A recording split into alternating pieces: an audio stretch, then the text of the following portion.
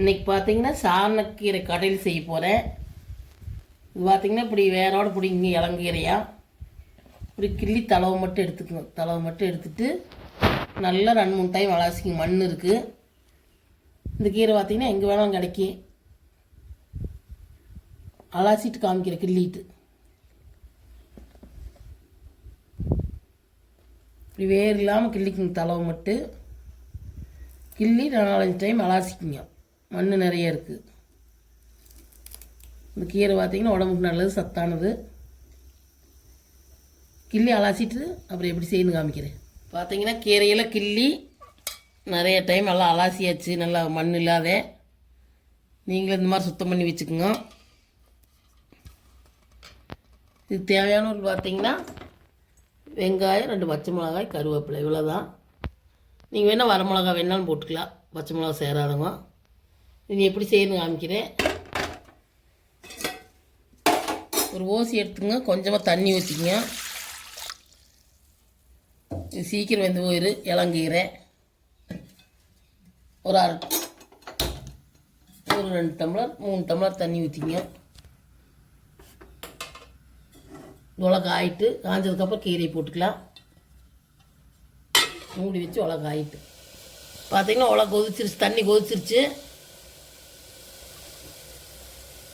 கீரை சேர்த்துக்கலாம்.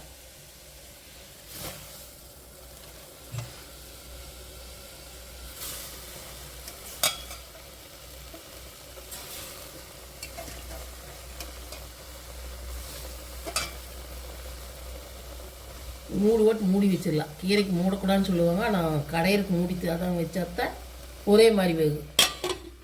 மூடிடலாம். கொஞ்ச நேரம் வந்ததுக்கப்புறம் ஒரு திருப்பி விட்டுக்கலாம். இப்படி மூடி வச்சு கொஞ்சம் நேரம் வெந்ததுக்கப்புறம் திருப்பி விடணும். பொழுதுனைக்கு திருப்பி விடக்கூடாது. கொஞ்சம் நேரம் வெந்ததுக்கப்புறம் ஒரு டைம் திருப்பி விட்டுக்கலாம். வேகிட்டு இந்த அளவுக்கு கொஞ்சம் வெந்ததுக்கப்புறம் ஒரு டைம் இப்படி கரண்டிக்காம விட்டு அப்படி அந்த கடை திருப்பி போட்டுக்கணும். திருப்பி போட்டு இன்னும் கொஞ்சம் நேரம் வேகிட்டு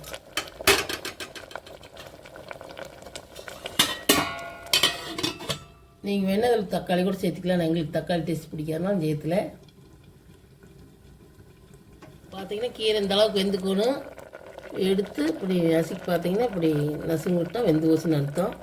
இது எடுத்து வச்சுட்டு வெங்காயம் மிளகாய் வணக்கி கொட்டி கடையில் எடுத்து வச்சுட்டு காமிக்கிறேன். எடுத்து வச்சாச்சு கீரையை. வெங்காயம் மிளகாயில் இது கடுகு கருவேப்பிலையெல்லாம் கடுவெல்லாம் போட வேண்டியதில்லை. இப்படி எல்லாம் போட்டு எண்ணெய் ஊற்றிக்கலாம். எண்ணெய் ஊற்றி வணக்கிக்கலாம். சின்ன வெங்காயம் நிறைய போட்டுக்குங்க. மொத்த கீரை நல்லா டேஸ்ட்டாக இருக்குது.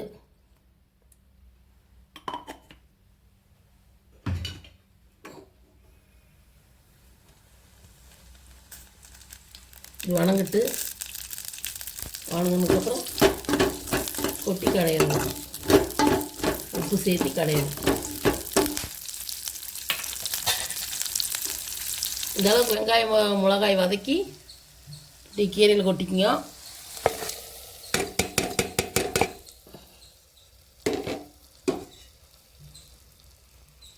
அப்புறம் உப்பு சேர்த்துக்கலாம் தேவையான அளவு.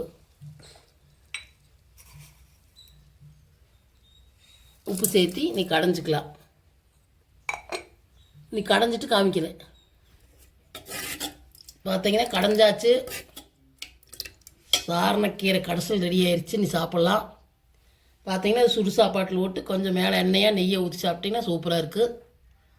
நீங்கள் எல்லா பக்கம் இந்த கீரை கடைக்கு நீங்களும் செஞ்சு வாருங்க. உங்கள் வீட்டில் செஞ்சு பார்த்துட்டு இந்த வீடியோ பிடிச்சிருந்தா லைக் பண்ணுங்கள், ஷேர் பண்ணுங்கள், சப்ஸ்கிரைப் பண்ணுங்கள்.